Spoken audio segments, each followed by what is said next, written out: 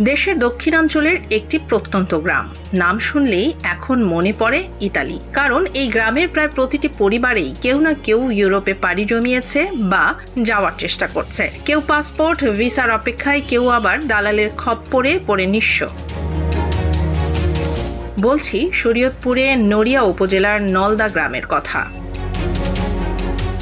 গ্রামের মাঠে, চায়ের দোকানে, এমনকি স্কুলের আড্ডায়ও এখন আলোচনার মূল বিষয় ইতালি যাওয়া। তরুণরা বলছে দেশে কাজ নেই, ভবিষ্যৎ নেই, তাই বিদেশেই তাদের একমাত্র ভরসা। কেউ পরিবার চালাতে, কেউ স্বপ্নের ঘর তুলতে চায় ইউরোপে গিয়ে।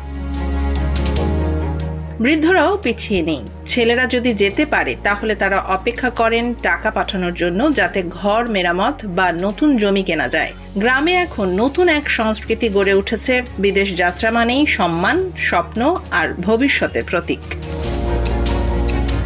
কিন্তু এই স্বপ্নের আড়ালেও আছে অনেক কান্না। কেউ দালালের খপ্পরে পড়ে নিঃস্ব, কেউ পথেই হারিয়ে গেছে। কারো স্বপ্ন শুরু হয়নি, কেউ আবার ইউরোপের মাটিতেই বন্দী। তবু থামছে না ইতালির টান। গ্রামের মানুষ বলে একদিন না একদিন সবাই যাবে, কারণ এই গ্রামে বিদেশ মানে এখন ভালো থাকার প্রতীক।